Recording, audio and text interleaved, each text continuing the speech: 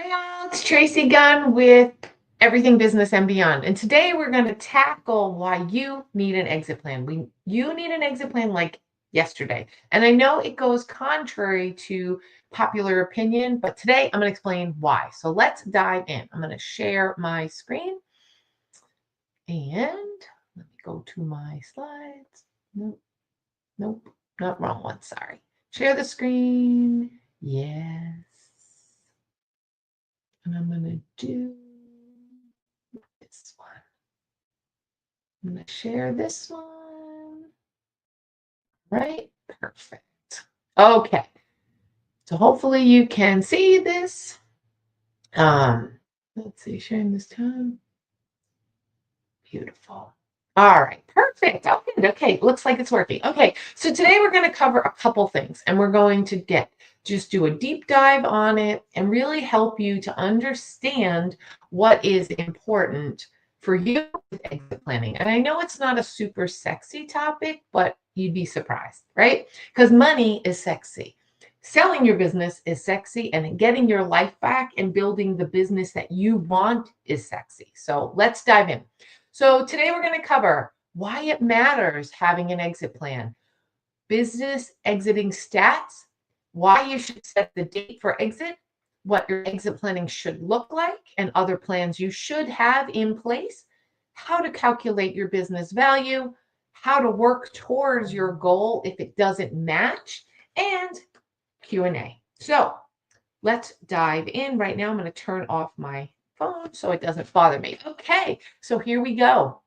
Next slide. All right. Oopsie. I did the wrong thing. So sorry. Perfect. Okay. So here's a cautionary tale. I have a cautionary tale that I'm going to share with you. And this is how I came to understand this. And this is why it matters. So my experience is that I ran 4 businesses, 2 restaurants, 2 candy stores all at the same time. I had a total of 42 staff. And if you have any staff, you understand how stressful that can be. If you're in either of those industries, whether it be food or retail, you can understand how painful staff can be and how dependent you are on them. And while I had 42 staff, I got to a place where I was a little bit tired and I wanted to exit. What my normal day would look like was 6 a.m. I'd get up, I'd leave my house by 7. I would hit the candy store first because that one was the most independent. Check in, grab the deposits, make sure everything was good for the day, assign some work, head to the second location, which was my restaurant. That was at an airport with pilots, locals as well. That one sat about 120. I'd be there until about 3 o'clock. Then I'd hit the next restaurant, which opened at 4. That one was 6,500 square feet. And so I'd run and operate that, be there for any problems. Again, 42 staff. I wasn't doing everything, but I was necessary on site. And so then I'd leave there at 11 o'clock or 12 o'clock on most nights, or if it was the weekends, 1 or 2 in the morning. So you can see how I might have burnt myself a little bit out. And so I realized my daughter had a baby, and I was like, I'm going to sell. And so I hired a broker who was a good guy who I had used before just to kind of give me an idea of what I could get from my restaurants and from my candy stores. Because I thought, you know what, I'm going to move. I don't want to be here anymore. I'm done. And it's amazing how just like that, something can change for you, how you can get to a place where you were all in and like, I'm doing this and this is my dream, to I don't want to do this anymore. And it happens just like that. So that's what happened for me. I met with, we will call him Jim, who was my broker, and basically sat me down and said, Tracy, none of your businesses are sellable. Now, that was a shock to me. I believed that I had viable businesses, I had profitability, I had 42 staff, I had sales of over $1 million. I thought for sure these businesses would sell. Would they be worth millions? No, but I thought for sure they would sell and it'd be an easy out. And this is where the cautionary tale comes in because I didn't plan for this. I really didn't think about, would this be easy to sell someday? I just thought I would. So these are some statistics I'd like to share with you. Oh, I did the wrong thing. Okay. So my cautionary tale is I didn't plan for exit, and so the exit was difficult.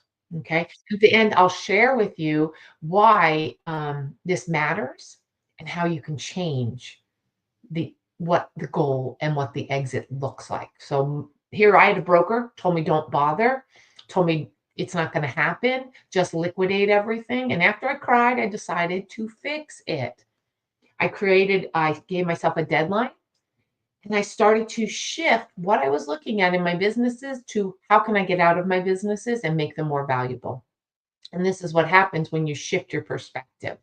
My goal was no more uh, what is going to make my business that much more valuable. My goal was not let's try more things or more in general. Instead, my goal for all of the businesses was how do I get myself out of here and how do I make it more valuable and attractive to a buyer? And so here's the deal. This is something nobody has told you, and I'm going to share with you right now is that the current selling climate is rough. The next screen is going to show you why, but right now we've got 12 to 15 million baby boomers who are going to be exiting soon. Some of them wish they had done it last year. Some of them are trying to do it this year. Some of them are going to do it over the next couple of years. And the reality is, according to Biz Buy Sell, up to 85% of them will never sell. I'm going to repeat that. Up to 85% will never sell.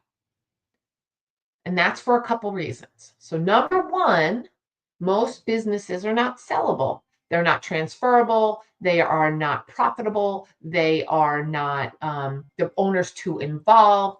There are not enough buyers. Think about it. Are there 15 million people out there in the world looking to buy a business? Doubtful. So the other one is brokers or financing. Brokers take 10%, folks. So if you're going to use a broker, keep that in mind. And second, sometimes people feel like brokers are in the way. So this is something to be thinking about. And then also money. Most people expect all the money right up front. So if I sold for 100,000, I expect 100,000 in my pocket when I leave. That is a hindrance to selling. But this is the current selling climate. Like if you're thinking about exiting in the next couple of years, this is what you're up to. This is what you're up against. Not only does your business need to be transferable, not only does it need to be valuable, not only does it need to be exitable for you, but you're going to go up against 12 to 15 million other businesses that are also selling. So this is why it's so important to build your plan today. And also, here's the great part is that you're ahead of the game because you're here and you're watching this today. So, next slide. Here's what I'm going to encourage you to do. That today is the day. Today is the day, not tomorrow, not the next one, is to set a date. Right? When you pick the date for exit, even if it's in 5 years, the timer begins, the countdown begins. So think about it like this. That when you got engaged, whether you were the one proposing or the one accepting, okay, you got engaged, you got the ring, you looked at it, you told everybody you were engaged. And what's the one question everyone asks you is when are you getting married? And that wasn't a reality. You were planning on getting married, just like you're planning on selling someday. But until you set that date, lock in the venue, and that countdown begins, you're not really getting married.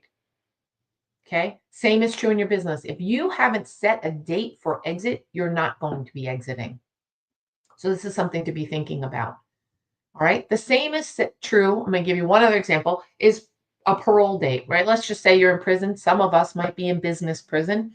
You have a get out of jail date. If you are a prisoner, you have that date. You have a date where parole and you're counting it down and you're preparing for it. What am I going to do? What am I going to eat? Where am I going to go? Where am I going to live? How am I going to support myself? Who am I going to see? The plans matter. Okay. The target matters. The date matters. Once you set those things, then you can run whatever your plan is and work it backwards. It keeps you on task. It keeps you following that path. Okay. So my encouragement is that you need to set a date. Did you set a date? I mean, pick one. It can move, right? It's your business. But don't you think It's time that you should prepare for what you want, not just be reactive to your staff or your customers or life in general, because things happen every day. People get in car accidents and they lose a limb, or they get sick, or they get divorced, or children get sick, or you have a child. Priorities change all the time. You've got to get this down while you're thinking about it. So my encouragement to you is to set a date. And if you fail to prepare, you're going to prepare to fail. That is Benjamin Franklin. So don't prepare to fail, prepare to win this game. Okay. Set the odds in your favor for a change, right? And ensure your future retirement or your exit. Okay.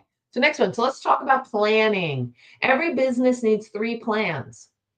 And every business owner needs to know those 3 plans. They need to know the value of their business currently, and they need to know how to bridge the gap to get to the value they want it to be.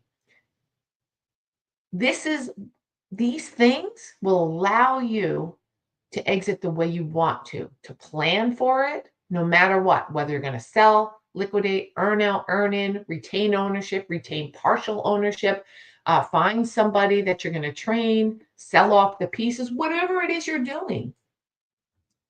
These things are going to ensure that's successful because you're going to develop a plan, right? This is why you need a plan today. Now, I'm going to say, I bet you when you started your business, you had a plan on how you were going to start, where it was going to be, how it was going to run, what it was going to do, what services you were going to offer. But my gut and my experience says that since you started the business, you probably have not created another plan. You probably are still working off that original one and just keep adding to it like a crazy house that keeps building without an architectural design of the big thing. You just keep adding on. And that's what we all do, not just you. That was me for sure. So here we go. Here we go. Here we go. All right. So let's talk about the 3 plans. Every business, every single one needs 3 plans in place. 99% of you do not have any of these plans. So this is something to keep in mind. Number 1, an exit plan. This is your plan to figure out and address whatever your target is of a business. So it can include your personal goals, financial goals, legal goals, tax goals, value creation issues, and then how are you going to transition this business to a new owner? That is your exit plan. It's your big overarching goal of what do you want this to look like? What does the end look like? I own candy stores.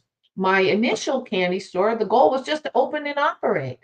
But long term, now my goal is 10 stores in 2 years to exit for 5x and $5 million. That is a plan.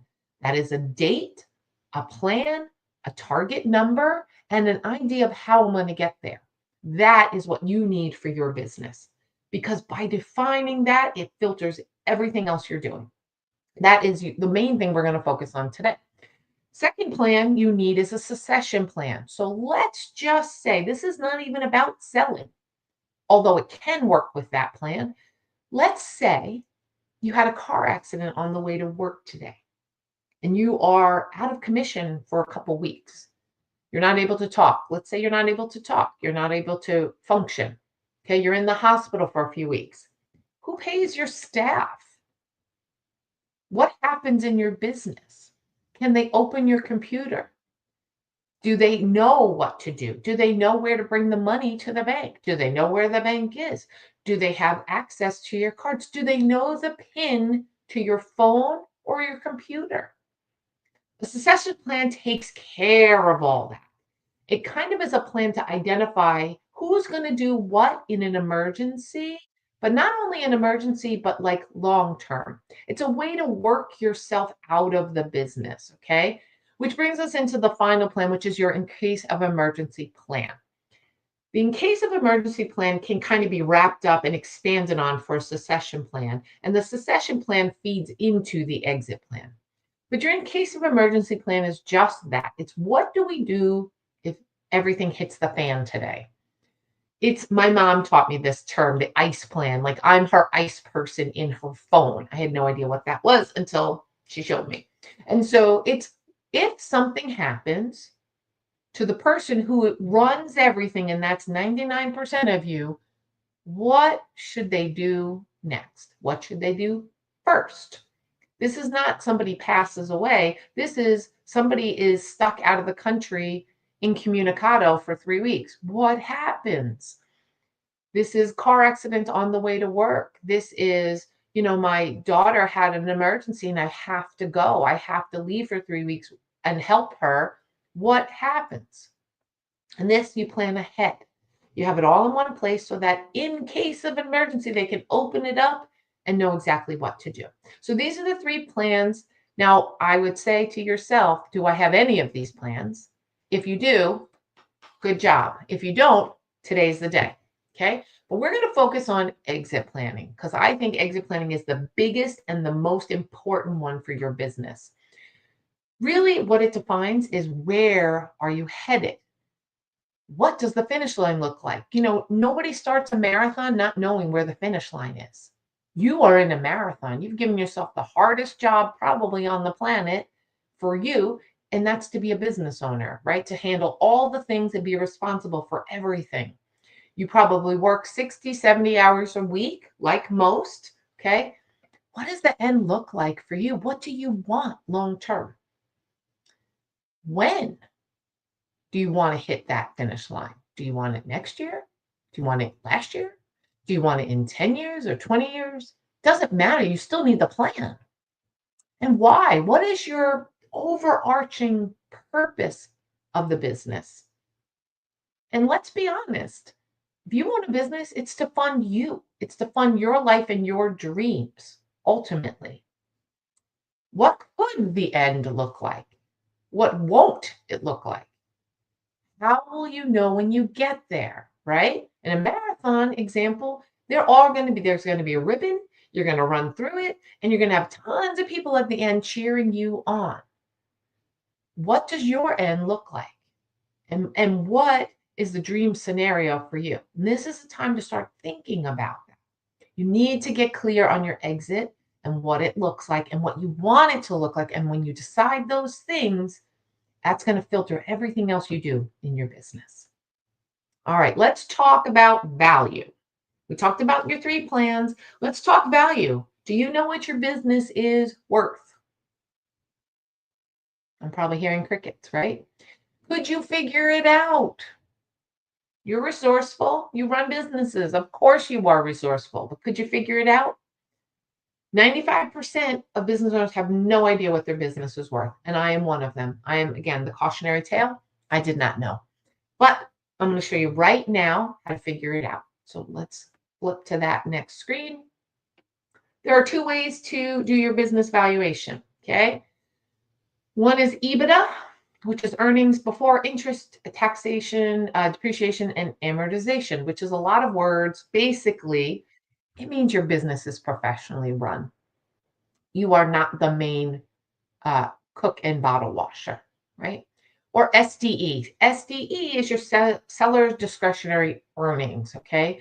That's what you use. Now, in both of them, it's going to be profitability, okay? How profitable is the business is the base of what your valuation is going to take. But EBITDA is a higher way, and it's what you use for a professionally run business. If you're a smaller business where you are running most of the jobs and you don't have a full C-suite, you're going to be using SDE. One is not more important than the other. It's just different. And I'm going to explain that on the next screen. But most of you that are watching this are going to use SDE. So let's get to that one. All right. So the way that you were to work out your business valuation, and you can do it right now on this call, is that it's comprised of 2 components. It's your annual profit and it's your multiple. Okay. So your profit's probably pretty easy to figure out. There's a way to kind of tweak those numbers. Like you can add back in some expenses. Let's say you joined a big mastermind this year that maybe is not necessary for the business, but it's a write-off. You could probably add that back in. But if you are doing all the jobs, you probably need to take away from your profitability to replace you in the business because most people are not interested in buying your job. So you've got your annual profit, but let's just to keep it down and dirty, let's take whatever you told Uncle Sam last year your profit was. What was your gross profit? Okay. Before expenses, before all the things. What was your profitability from your business? Now you're going to take that and you're going to plop it into one of these categories. If it is between the range of 0 and $150,000, your multiple is going to be 1 if you're pessimistic or realistic, and 1.5 if you're optimistic. If the profit falls between 150,000 and 500,000, you're going to go 2 to 3. 500 to 1 million of profitability, 3 to 4 is going to be your multiple, and 1 million plus is going to be definitely EBITDA, and it's going to be 4x. And okay, let me give you a little skinny on multiples. The multiple really is a buyer's gut check of how dependable that profitability will be once they sell. So if you're doing all the things in your business and I come and buy your business, how confident am I that that profit's going to continue? And the lower the profit is, the less confident people are, which is why they pay a less multiple. Does that make sense for you? So if you had profits of $700,000, that's pretty dang confident, right? You can't be doing all the things. And so the likelihood that that profit is going to continue is higher. The less it is, the less confidence a buyer has. And really, this is just like a house in the sense that it's based on what a buyer's willing to pay. You may think your house is only worth 100,000 because that's what you paid. But somebody else who really wants your house might pay 500 for it. Do you see how it's dependent on the buyer and the desire for the property or the business? So that is how you are going to figure out your business value right now.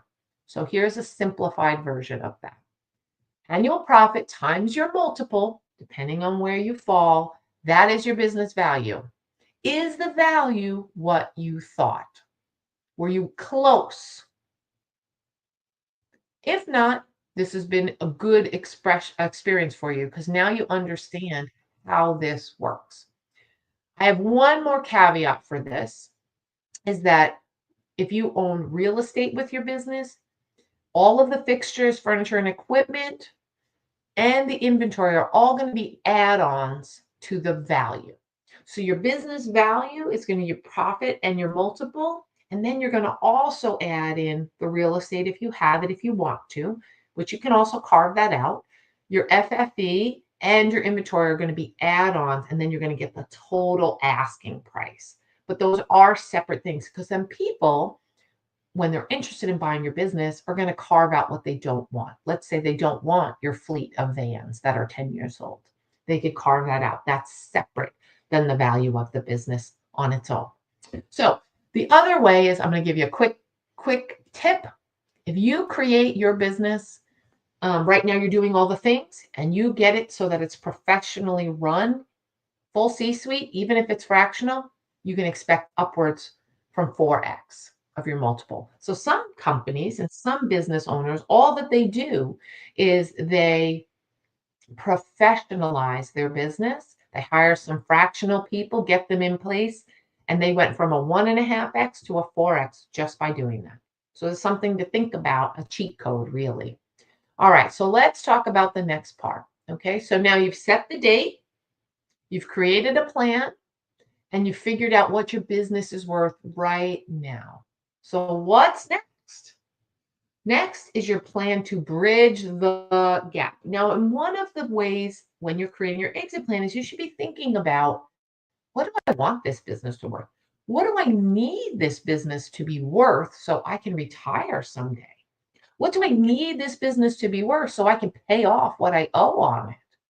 All of those things are your target value, and then you have your reality value of what it is right now. How are you going to get from point A to point B? I'll be honest, some owners think I'm never going to get there. It's not worth it to me. And they liquidate. And that is okay.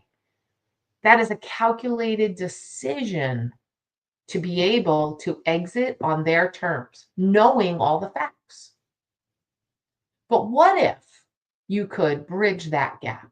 What if you could, let's just say your business is worth 200,000, you want it to be worth 700,000. Well, how could you work it back from that 700,000 number back to your 200? How could you get there? Could you devise a treasure map? I'm going to do this, and then I'm going to do this, and then I'm going to do this, and then I'm going to do this to get to that number over the next number of years. So here's how you're going to bridge the gap, okay? If you are interested in that. If you've created your plan, you've set your target, you set your date, and you've calculated your current value. Number one is you need to get exitable. It's not a real word, but it tells exactly what it is, which is you need to get yourself out of the everyday, all day of your business. You need to start to get your time back. And you do that through delegating, you do that with staff, you do that through processes where you set up SOPs that people can follow. You can set that up with an automation or some type of software or technology that's going to take care of your job. You can outsource. But the goal is to, number one, get yourself out of the business, even just a little bit, so you can focus on improving the value. Second, you're going to fix the basics. You're going to make sure that your taxes and your books are in order. You're going to look around, just like if you were selling a house. You're going to look around and think, okay, I could clean this better. I could declutter. I could tidy the yard. I could maybe fix up my kitchen. I could tidy the bathroom because those return funds, or you can decide not to, but you're going to fix the basics in your business. All the things that you wish would just go away, you're going to fix those things. You're going to delegate them. You're going to outsource them, or you're going to figure out some type of software to take them over. Okay. And then finally, you're going to improve the value. You can do that a lot of ways. You can professionalize, that improves your value. You can acquire another business that's in a similar space, bring it in, and now you're two businesses versus one. You double the size, improves the value. Okay. You're going to share resources, etc. And then you also are going to start to think about who would be the perfect person to buy your business. Who is that? So, for example, one of my clients, he owned an oil delivery company. Who is going to buy his business? Another oil delivery company. Do they care about his processes? Nope. Do they care about his trucks? Nope. Do they care about his staff? Probably not. What do they care about? Their customer list. That buyer is very specific.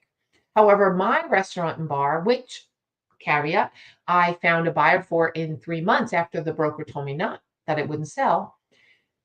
He was a brand newbie. He wanted to own a restaurant and a bar. It was his dream. He was going to liquidate his investments and his retirement portfolio to buy the business. He does care about my processes. He does care about who's doing what. He does care about inventory control. He does care about how much he has to work in the business. Do you see how those two buyers are very different? Okay. Finally, I would suggest start thinking about creative ways to exit. This means financial. You are probably not, unless you have an amazing, outstanding business, you are probably not going to sell for full price and get paid right away. There is going to be some type of exit that's going to take a little while, whether people are going to earn in, whether you're going to do creative financing and seller finance, and they're going to give you a balloon, whether they're going to do a down payment and then pay you off for the rest, whether they're going to get a loan. There are all these options to ensure that your business will sell. But start thinking about them now. Think about what's on the table. Think about what's not on the table. So that is about it. We're at about our 30-minute mark. I hope that made sense for you. I'm going to break it down into like certain segments, but I just wanted to get it out there. I just taught this for the third time to the state of Virginia Small Business Development group. And they really, I mean, most people have never heard of any of these things. So if you got any value out of this, put it in the comments below. Reach out. You can reach out to me through tracy@getexitable.com. If you go to thetracygunn.com, you can book a free call and I'll help you figure out how to start planning.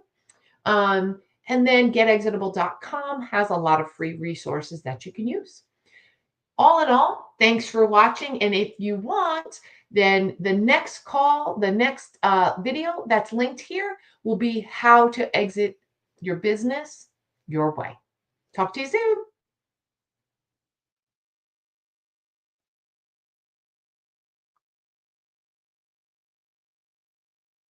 And that one. And there we go.